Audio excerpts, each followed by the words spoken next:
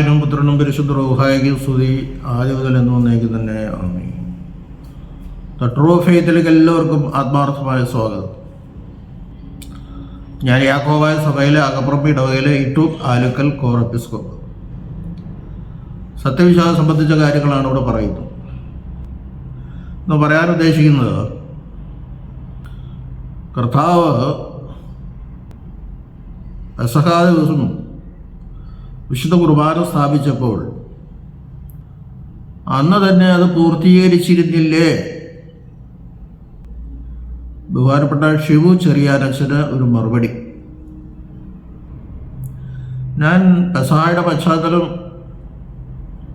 ഇതിനു മുമ്പ് 2 വീഡിയോകളിൽ കൂടി ചെയ്തിരുന്നു. ഈ ഷിബു ചെറിയാനച്ഛൻ പറയുന്നത്,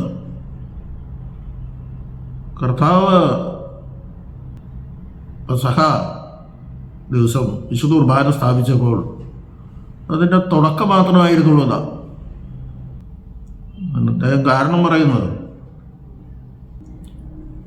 ഇതെൻ്റെ ശരീരം, ഇതെൻ്റെ രക്തം. കർത്താവ് മരിച്ചില്ലല്ലോ, അതിനു മുമ്പേ എൻ്റെ ശരീരം, എൻ്റെ രക്തം എന്ന് പറഞ്ഞാൽ അതിന് പൂർത്തീകരണമില്ല.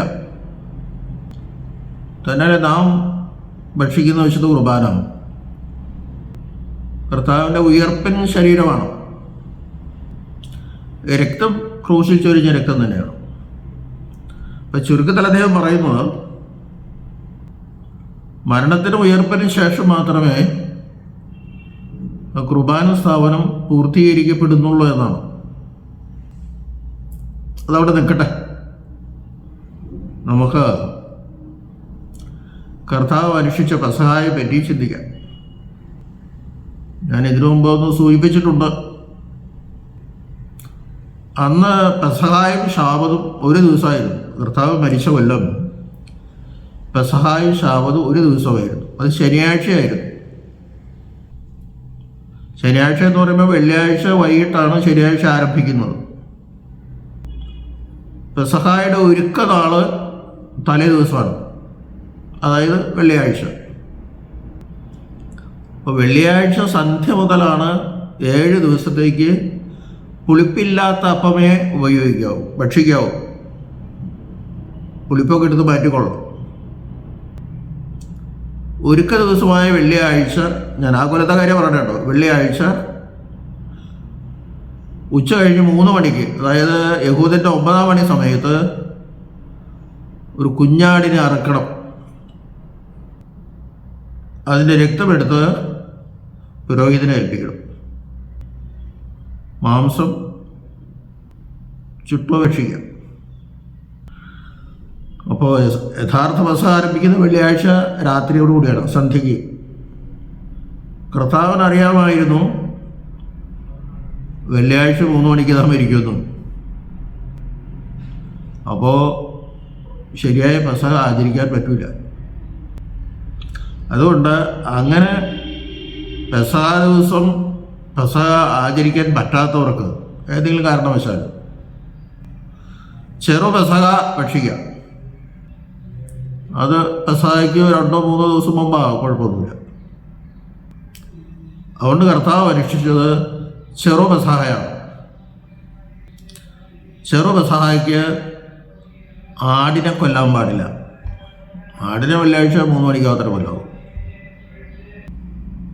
അപ്പോൾ വെള്ളിയാഴ്ച 3 മണിക്ക് ആടിനെ കൊല്ലാവൂ. കർത്താവ് അനുഷ്ഠിച്ചത് ചെറു പെസഹയാണ്. ആടിനെ കൊന്നില്ല. ഇവിടെ ബഹുമാനപ്പെട്ട ഷിബു പറയുന്നത്, യെരുശലേം ദേവാലയത്തിൽ വേണ്ട സ്ഥലം ഉണ്ടായിരുന്നു. അപ്പം എല്ലാവർക്കും ആടിനെ അന്ന് അറക്കുവാൻ സ്ഥലമില്ലാത്തതുകൊണ്ടാണ് ചെറു പെസഹ അനുഷ്ഠിക്കാൻ നിയമം ഉണ്ടായിരുന്നതെന്നാണ്. ഒരിക്കലുമല്ല. ചെറു പെസഹയ്ക്ക് ആടിനെ കൊല്ലണ്ട. ഇനി ശരിയായ പെസഹയ്ക്ക് ആടിനെ യെരുശലേം ദേവാലയത്തിൻ്റെ ആ പരിസരത്ത് വെച്ച് അറക്കണമെന്നില്ല. വീട്ടിൽ വെച്ചായാലും ആടിനെ അറുക്കാം. ആടിൻ്റെ രക്തം പുരോഹിതനെ ഏൽപ്പിക്കണം. പുരോഹിതനത് ബലിപീഠത്തിൻ്റെ മുമ്പുകളിലും ബലിപീഠത്തിലൊക്കെ തളിക്ക് ഒഴുകുകയും ചെയ്യും. അതച്ഛൻ മനസ്സിലാക്കണം. രണ്ടാമത് ഈ പെസഹ ആചരിച്ച് അതിന് ചില ചിട്ടകളുണ്ട്. അത് ഞാൻ കഴിഞ്ഞോണ്ട് പറഞ്ഞിരുന്നു. 4 കപ്പ് വീഞ്ഞ്, വെള്ളം ചേർത്ത വീഞ്ഞ്. അപ്പം ഇഷ്ടം പോലെ ആകും, എത്ര ആളുണ്ടോ അതിനനുസരിച്ചാകും, അതിന് കുഴപ്പമില്ല. യഹൂദന്മാരുടെ പെസഹ, അതാണ് അത്താഴ വിരുന്ന് എന്നൊക്കെ പറയും. അത് സഹ്യോൻ മാളികയുടെ താഴത്തെ നിലയിലിരുന്നു, അതായത് ഗ്രൗണ്ട് ഫ്ലോറിൽ ഇരുന്നാണ് കർത്താവ് അത് അനുഷ്ഠിച്ചത്. അപ്പോൾ അവിടെ ശിഷ്യന്മാരുണ്ട്, സ്ത്രീകളുണ്ട്, വേറെ ആളുകളൊക്കെ ഉണ്ടാവും. 2 കപ്പ് വീഞ്ഞ് കുടിച്ചു. ആദ്യം വീഞ്ഞ് കുടിക്കും, പിന്നെ അപ്പം തിന്നും, പിന്നെ പോയി കഴുകും, പിന്നെ വീഞ്ഞ് കുടിക്കും. അങ്ങനെയൊക്കെയാണ് അതിൻ്റെ രീതി. 115 മുതൽ 118 വരെയുള്ള സങ്കീർത്തനങ്ങൾ അവിടെ വായിക്കണം. അങ്ങനെയൊക്കെയാണ് അത് അവസാനിപ്പിക്കുന്നത്. ഇവിടെ 2 കപ്പ് വീഞ്ഞ് കുടിച്ചു. 3-ാമത്തെ കപ്പ് ൻ്റെ സമയം വന്നപ്പോൾ കർത്താവ് അവിടെ നിർത്തി. ഈ 3-ാമത്തെ കപ്പിന് അനുഗ്രഹത്തിൻ്റെ പാനപാത്രം, വിമോചനത്തിൻ്റെ പാനപാത്രം, ആശീർവാദത്തിൻ്റെ പാനപാത്രം എന്നൊക്കെ പറയുമായിരുന്നു. 4-ാമതൊരു കപ്പുണ്ട്, അത് ഏലിയാവിൻ്റെ പാനപാത്രമാണ്. കാരണം മശിഹ വരുന്നതിന് മുമ്പ് ഏലിയാവ് വരും എന്നുള്ളൊരു വിശ്വാസം അവർക്കുണ്ടായിരുന്നു. അതുകൊണ്ട് 4-ാമത്തെ ഒരു കപ്പ് ഏലിയായ്ക്ക് വേണ്ടി മാറ്റി വയ്ക്കും. ഇവിടെ മിശിഹായുടെ പാനപാത്രം, മിശിഹ വന്നിട്ടില്ല, അതാണ് അവരുടെ വിശ്വാസം.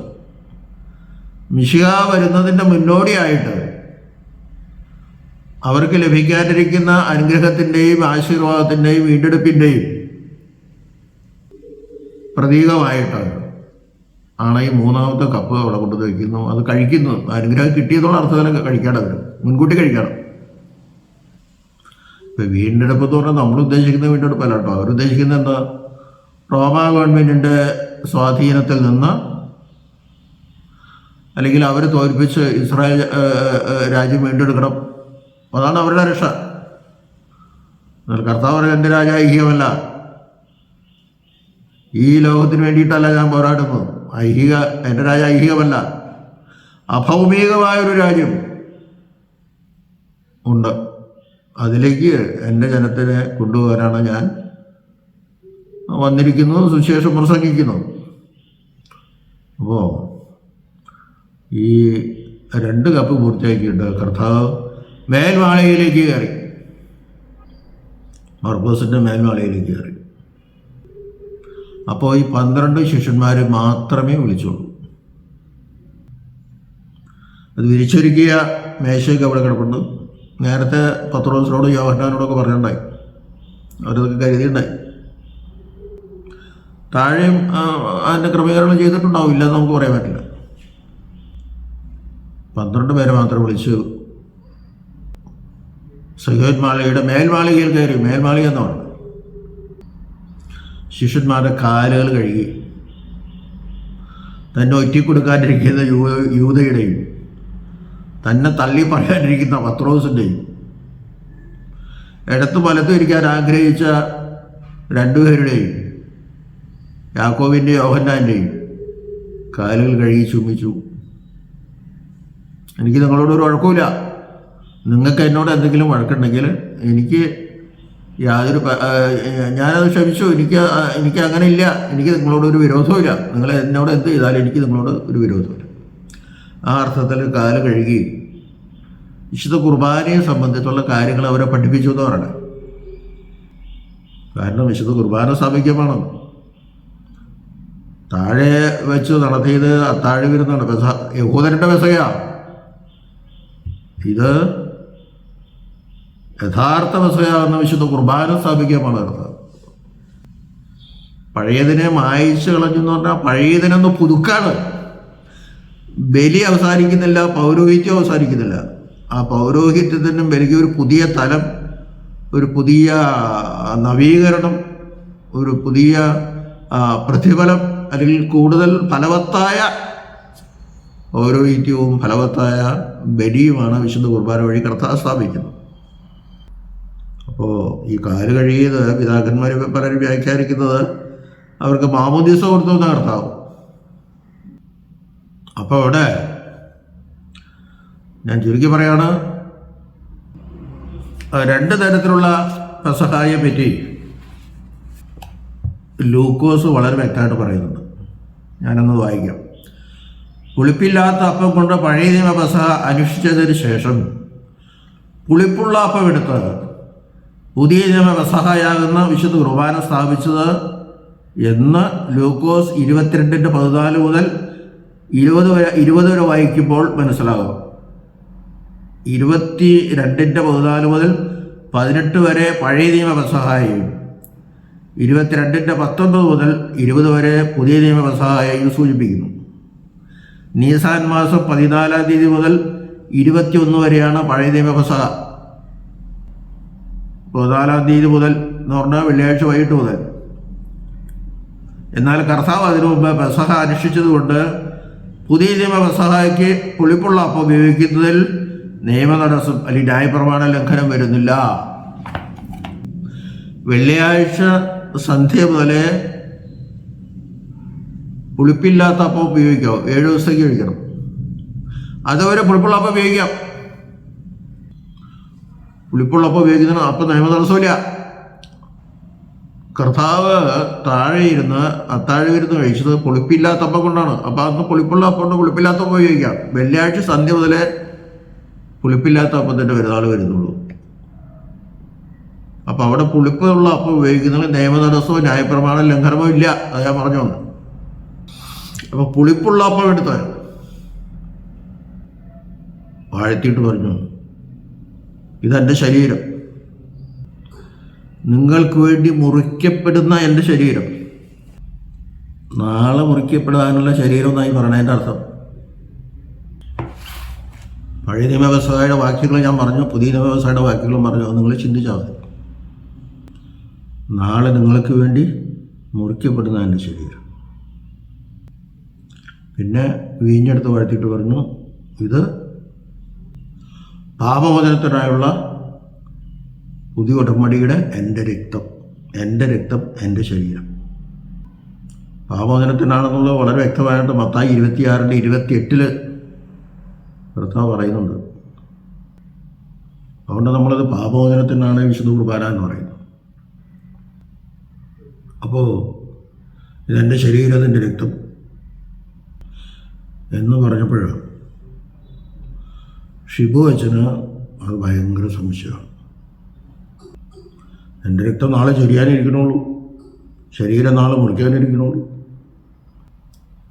തന്നെയല്ല, ഉയർപ്പിൻ്റെ ശരീരമാണ് നമ്മൾ ഭക്ഷിക്കുന്നത്. അല്ലെങ്കിൽ നമ്മൾ ഡെഡ് ബോഡി ഭക്ഷിച്ചെന്ന് വരും. കർത്താവിൻ്റെ ഡെഡ് ബോഡി അല്ല നമ്മൾ ഭക്ഷിക്കുന്നത്. അവൻ്റെ ക്രൂശിൽ ചൊരിയപ്പെട്ട അല്ലെങ്കിൽ മുറിക്കപ്പെട്ട മാംസവും ഉയർത്തെഴുന്നേറ്റ ശരീരത്തിൻ്റെ മാംസവും, അല്ലെങ്കിൽ ശരീരം എന്ന് പറയാൻ കുറച്ച് നല്ലത്. അങ്ങനെയാണ് നമ്മുടെ. പക്ഷെ രക്തത്തിന് വ്യത്യാസമുണ്ട്. കാരണം തേജസ്കരിക്കപ്പെട്ട് ഉയർത്ത ശരീരമാണ്, അതിനകത്ത് രക്തമില്ല. രക്തം ക്രൂശിൽ മുഴുവൻ ഊറ്റിക്കളഞ്ഞു. അതുകൊണ്ട് തന്നെ പറഞ്ഞ ക്രൂശിൽ ചൊരിഞ്ഞ രക്തം കാസായിലെ രക്തം തന്നെയാണ്. എന്നാൽ ശരീരം, ഉയർത്ത ശരീരവും ക്രൂശിൽ മുറിക്കപ്പെട്ട ശരീരവും സംയുക്തമായി സമ്മേളിച്ചതാണ്. ഇതാണ് കുർബാനയുടെ ഒരു രഹസ്യം. അപ്പോൾ അച്ഛൻ പറഞ്ഞത് ശരിയാവരാണ് ഇങ്ങനെ. കാരണം ഉയർക്കാണ്ട് നമുക്ക് തേജസ്കരിക്കപ്പെട്ട ശരീരം കിട്ടുമല്ലോ. ഡെഡ് ബോഡിക്ക് ജീവൻ തരാൻ പറ്റില്ല. പക്ഷേ ഇവിടെ ഡെഡ് ബോഡി അല്ല, ഉയർത്ത ശരീരമാണ്. നമ്മൾ വിശുദ്ധ കുർബാന വരുമ്പോൾ എഴുന്നേറ്റ് നിൽക്കണം എന്ന് പറയുന്നതിൻ്റെ അർത്ഥം അത് തന്നെയാണ്. എഴുന്നേറ്റ് നിന്നേ നമുക്ക് പ്രാർത്ഥനയും വിശുദ്ധ കുർബാനയും ഉള്ളൂ. കാരണം ഉയർത്ത ശരീരമാണ്, കിടക്കണ ശരീരമല്ല. ഇപ്പം രക്തത്തിൻ്റെ കാര്യം ചോദിക്കും. രക്തം ഉയർത്ത ശരീരത്തിൽ രക്തമില്ല. ക്രൂശിക്കപ്പെട്ട ആ ശരീരത്തിൻ്റെ രക്തം മനുഷ്യരക്തമല്ല എന്ന് ശ്രദ്ധിക്കണം. ദൈവ മനുഷ്യരക്തമാണ്. അതുകൊണ്ട് നമ്മൾക്ക് അത് ഭക്ഷിക്കാൻ സാധിക്കുന്നു. കർത്താവ് ഇതിനു മുമ്പ് പറഞ്ഞിട്ടുണ്ട്, ശരീരത്തിനോ രക്തത്തിനോ സ്വർഗരാജ്യം പ്രാപിക്കാൻ സാധ്യമല്ല. അത് ശരിയാണ്. അത് നമ്മുടെ സ്വാഭാവിക ശരീരം. എന്നാൽ എൻ്റെ ശരീരത്തിന് സ്വർഗം പ്രാപിക്കാൻ സാധ്യമല്ലെന്ന് കർത്താവ് പറഞ്ഞിട്ടില്ല. അപ്പോൾ ദൈവമനുഷ്യൻ്റെ രക്തമാണത്, ദൈവമനുഷ്യൻ്റെ ശരീരമാണ്. ആ ശരീരം ഒന്നും കൂടി തേജസ്കരിക്കപ്പെട്ടു ഉയർത്തപ്പോഴേ. അപ്പം അത് വലിയൊരു ശക്തിയാണ്. അപ്പോൾ ക്രൂശിൽ മുറിക്കപ്പെട്ട ശരീരവും ഉയർത്തെഴുന്നേറ്റ തേജസ്കരിക്കപ്പെട്ട ഉയർത്തെഴുന്നേറ്റ ശരീരവുമാണ് വിശുദ്ധ കുർബാനയിൽ നാം ഭക്ഷിക്കുന്നത്. അതിന് നമുക്ക് ജീവൻ തരാൻ സാധിക്കും. ക്രൂശിലെ രക്തം ദൈവ മനുഷ്യൻ്റെ രക്തമാണ്. അത് നാം ഭക്ഷിക്കുന്നു. കാസായിലെ ആ വീഞ്ഞ് രക്തമായിട്ട് മാറുകയാണ് ചെയ്യുന്നത്. എന്ന് പറഞ്ഞാൽ അതിൻ്റെ നിറത്തിനോ മണത്തിനോ രുചിക്കൊന്നും ഒരു വ്യത്യാസമില്ല. ദൈവ മനുഷ്യൻ്റെ രക്തമാണത്. സാധാരണ മനുഷ്യൻ മരിച്ചാലൊന്നും പാപപരിഹാരം കിട്ടില്ല. ദൈവവും മനുഷ്യനുമായവൻ മരിക്കണം. അതുകൊണ്ട് നമ്മൾ ഉറപ്പിച്ചു പറയുന്ന ദൈവത്വവും മനുഷ്യത്വവും ഒരുപോലെ കർത്താവിൽ സമ്മേളിച്ചിരിക്കുന്നു എന്ന് പറയുന്നത് ഒരിക്കലും വേറെ വരിയാത്ത വിധം. ഞാൻ അങ്ങനെ പറഞ്ഞവരോട് പറഞ്ഞു, ഞാൻ പോയിന്റിലേക്ക് വരാം. അച്ഛൻ പറയുന്നത് കുർബാന പൂർത്തീകരിക്കപ്പെട്ടിട്ടില്ല, ഉയർപ്പ് ദിവസം പൂർത്തീകരിക്കപ്പെടുന്നുള്ളൂ എന്നാണ്. ഞാൻ ചോദിക്കട്ടെ, കർത്താവ് എപ്പോഴെങ്കിലും അങ്ങനെ പറഞ്ഞോ? കർത്താവ് ശിഷ്യന്മാർക്ക് വിശുദ്ധ കുർബാന കൊടുത്തിട്ട് പറയുന്നത് നിങ്ങൾ ഭക്ഷിക്കുക, നിങ്ങൾ കുടിക്കുക, എൻ്റെ ഉയർപ്പ് കഴിഞ്ഞതിന് ശേഷം ഇത് കുടിച്ചാൽ മതി എന്ന് കർത്താവ് പറഞ്ഞോ? ഇല്ലല്ലോ. നിങ്ങളിത് സൂക്ഷിച്ചു വയ്ക്കണം, ഉയർപ്പിന് ശേഷം ഇത് ഭക്ഷിച്ചാൽ മതി എന്ന് കർത്താവ് പറഞ്ഞില്ലല്ലോ. ഇല്ല. ശിഷ്യന്മാർക്ക് കൊടുത്ത് അവർ ഭക്ഷിക്കുകയും ചെയ്തു. അച്ഛനത് മനസ്സിലാക്കണം. ബഹുമാനപ്പെട്ട ശിവോച്ചന് ദൈവത്തെ പറ്റിയുള്ള കൺസെപ്റ്റ് എന്താണെന്ന് എനിക്ക് മനസ്സിലാവില്ല. കർത്താവിനെല്ലാം ഒന്നും അസാധ്യമല്ല. നാളെ ചിതറപ്പെടുവാനുള്ള ശരീരം ഇന്ന് കർത്താവിന് നമുക്ക് തരാം. മറ്റന്നാൾ ഉയർത്തെഴുന്നേൽക്കാനുള്ള ശരീരം ഇന്ന് നമുക്ക് കർത്താവിന് തരാം. അവനൊന്നും സാധ്യമല്ല. അസാധ്യമാണെന്ന് ചിന്തിച്ചാൽ കർത്താവ് സാധാരണ മനുഷ്യരാണെന്ന് വരും. അവന് ദൈവത്വമില്ല, ഒന്നുമില്ല. അത് അങ്ങനെ ചിന്തിക്കരുത്. തന്നെയുമല്ല, നമ്മൾ ഇവാരിയോസിന്റെ തക്സായിൽ വളരെ വ്യക്തമായിട്ട് പറയുന്നുണ്ട്, ഞാൻ വരുന്നത് വരെ എൻ്റെ മരണത്തെയും പുനരുത്ഥാനത്തെയും നിങ്ങൾ ഓർത്തുകൊള്ളണം എന്ന് താൻ അവരോട് മുൻപ് കൂട്ടി കൽപ്പിച്ചു. ഇവാനിയോസിന്റെ തക്സായിൽ വ്യക്തമായിട്ട് അത് പറയുന്നുണ്ട്. അച്ഛൻ്റെ അത് കണ്ടിട്ടൊന്നും എനിക്കറിയില്ല. മുൻകൂട്ടി കൽപ്പിച്ചു. തന്നെ വല്ല കർത്താവിൻ്റെ ഉയർപ്പിന് ശേഷം എന്നെങ്കിലും കർത്താവ് ഞാൻ കുർബാന പൂർത്തീകരിക്കാമാണ് എന്ന് പറഞ്ഞുകൊണ്ട് വീണ്ടും കുർബാന പൂർത്തീകരിച്ച് ശിഷ്യന്മാർ കൊടുത്തോ? ഇല്ലല്ലോ. പിന്നെ അച്ഛൻ പറയുന്നതിൽ യാതൊരു അടിസ്ഥാനവുമില്ല. ഏകദേശം ഒരു 4-5 കൊല്ലം മുമ്പ് ഇങ്ങനൊരു വിഷയം അച്ഛൻ പറഞ്ഞപ്പോൾ ഞാൻ ശക്തമായിട്ട് അതിനെ എതിർത്തതാണ്. അച്ഛൻ പറയുന്നത് തെറ്റാണ്, അങ്ങനെ പഠിപ്പിക്കരുത്. അച്ഛൻ വെട്ടിക്കൽ സെമിനാരിയിലെ നമ്മുടെ സെമിനാരിയിൽ അധ്യാപകരാണെന്ന് ഓർക്കണം. നമ്മുടെ പൂർവ്വപിതാക്കന്മാർ ആരും തന്നെ അങ്ങനെ പറഞ്ഞിട്ടില്ല. എന്തു പറഞ്ഞാലും അച്ഛനതൊന്നും വിശ്വസിക്കില്ല. അച്ഛനത് പറഞ്ഞതിനെ ഉറച്ചു നിൽക്കും. ബഹുമാനപ്പെട്ട ഗീവറീസ് വാഴാട്ടിലച്ഛൻ ഒരു വൈദിക യോഗത്തിൽ ശക്തമായിട്ട് അച്ഛൻ ഈ പറഞ്ഞ അഭിപ്രായത്തെ എതിർത്തതാണ്. അന്ന് അവിടെ ചർച്ചയുണ്ടായി.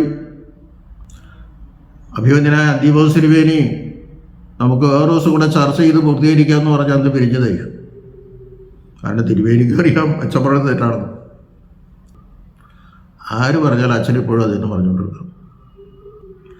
ബഹുമാനപ്പെട്ട വാഴാട്ടിലച്ഛൻ എന്നോട് വിളിച്ചു. ഞാനെന്ന് ഇദ്ദേഹത്തിൻ്റെ വീഡിയോ കണ്ടിരുന്നില്ല. അങ്ങനെ ഒരു വീഡിയോ ഉണ്ട്, അച്ഛനൊന്ന് നോക്കണം, ഒരു വീഡിയോ ഇടണമെന്ന് പറഞ്ഞു. ആ സമയത്ത് എനിക്കതിന് സമയം കിട്ടിയില്ല. വീഡിയോകളൊക്കെ നേരത്തെ അപ്ലോഡ് ചെയ്യുന്നതുകൊണ്ട് സമയത്ത് തന്നെ എനിക്ക് വീഡിയോ ഇടാൻ പറ്റില്ല. എൻ്റെ മകനതിൻ്റെ ടെക്നിക്കൽ ഓരോ ചെയ്യണം, അവനിവിടെ ഉള്ളപ്പോഴും ചെയ്യാൻ പറ്റുള്ളൂ. അപ്പോൾ എന്ത് വലിയ അബദ്ധമാണ് അച്ഛൻ പറയുന്നത്. ഞാൻ 3 കാര്യം പറഞ്ഞു. ഒന്ന്, ഇവാനിയോസിൻ്റെ തക്സായിൽ ഞാൻ വരുന്നതുവരെ എൻ്റെ മരണത്തെയും എൻ്റെ പുനരുത്ഥാനെയും നിങ്ങൾ ഓർത്തുകൊള്ളണമെന്ന് താൻ മുൻകൂട്ടി കൽപ്പിച്ചു. മരിക്കുന്നതിന് മുമ്പ് പുനരുത്ഥാനം ചെയ്തതിന് മുമ്പും കൽപ്പിച്ചു. അതൊന്നും അച്ഛൻ വായിച്ചിട്ടുണ്ടോ? തന്നെയല്ലേ വിശുദ്ധ കുർബാന കൊടുത്തപ്പോൾ ഇത് നിങ്ങളിപ്പോൾ ഭക്ഷിക്കണ്ട, ഉയർപ്പിന് ശേഷം ഭക്ഷിച്ചാൽ മതി എന്ന് പറഞ്ഞോ? ഇല്ല. 3, കർത്താവിൻ്റെ ഉയർപ്പിന് ശേഷം എവിടെയെങ്കിലും ശിഷ്യന്മാർ വിളിച്ചു കൂട്ടിയിട്ട് ഞാൻ കുർബാന പൂർത്തീകരിക്കുകയാണ്, നിങ്ങളിത് കഴിക്കുമെന്ന് പറഞ്ഞു? ശിഷ്യന്മാർക്ക് കർത്താവ് കൊടുത്ത് പൂർണ്ണമല്ലാത്ത കുർബാനയല്ല, പൂർണ്ണമായ കുർബാന തന്നെയാണ്. അച്ഛൻ ഇനിയെങ്കിലും അത് മനസ്സിലാക്കണം, തെറ്റ് തിരുത്തണം, ഇങ്ങനെ പഠിപ്പിക്കരുത് എന്ന് ഒരിക്കൽ കൂടി അച്ഛനോട് താല്പര്യപ്പെട്ടുകൊണ്ട്, അല്ലെങ്കിൽ ആപേക്ഷിക്കുകയാണ്, എന്നാലും വേണ്ടില്ല, തെറ്റുകൾ പഠിപ്പിക്കരുതെന്ന് ആരും പറയാതെ. വിശുദ്ധ കുർബാന മറ്റെല്ലാ സഭകളെക്കാളും പൂർണ്ണമായിട്ട് അനുഷ്ഠിക്കുന്നത് യാക്കോബായ സഭ മാത്രമാണെന്ന്. IOC പരിശുദ്ധ പാത്രികേസിനെ തെറ്റി പറഞ്ഞപ്പോൾ, നിക്കാ സിനോദോസിനെ എതിർത്തപ്പോൾ അവർ സഭയ്ക്ക് പുറത്തായി. അവരെന്തന്വേഷിച്ചാലും അവർക്ക് ശരിയായ പൗരോഹിത്യമില്ല. അതുകൊണ്ടാണ് പറഞ്ഞത്. അവർ വാഴ്ത്തിടരുന്ന് കുഴപ്പമൊന്നും പറഞ്ഞില്ല, അവരിതൊക്കെ വിശ്വസിക്കുന്നുമുണ്ട്. പക്ഷേ പൗരോഹിത്യമില്ലാത്തവർ വാഴ്ത്തിട്ടെന്തായാലും ബന്ധുക്കസുകാരെന്ന് വാഴ്ത്താത്തത് അവർക്ക് പൗരോഹിത്യമില്ല, അതവർക്കറിയാം. അപ്പോൾ ബഹുമാനപ്പെട്ട ശിവച്ചനോട് സ്നേഹത്തിൽ പറയുന്നു, നമ്മളൊക്കെ അങ്ങോട്ടും ഇങ്ങോട്ടും അറിയുന്നവരും സ്നേഹിതന്മാരുമാണ്. വാഴാട്ടിലച്ഛനായാലും ശിവച്ചനായാലും ഞാനായാലും ഒക്കെ ഞങ്ങളൊക്കെ ഏകദേശം ഒക്കെ അറിയുന്നവരാണ്. പ്രായത്തിൽ വലിയ വ്യത്യാസമൊന്നുമില്ല, എനിക്ക് ഇച്ചിരി മുപ്പുകളുണ്ട്, അത് ശരി. അത് ഞാൻ അച്ഛനോട് വിരോധമായിട്ട് പറഞ്ഞതല്ല, ഇത് കേൾക്കുന്നവരത് ശരിയാണെന്ന് വിശ്വസിക്കില്ലേ? അബദ്ധം വരരുത്. ഞാൻ അവസാനിപ്പിക്കുന്നു. ദൈവം നമ്മെല്ലാവരെയും അനുഗ്രഹിക്കട്ടെ.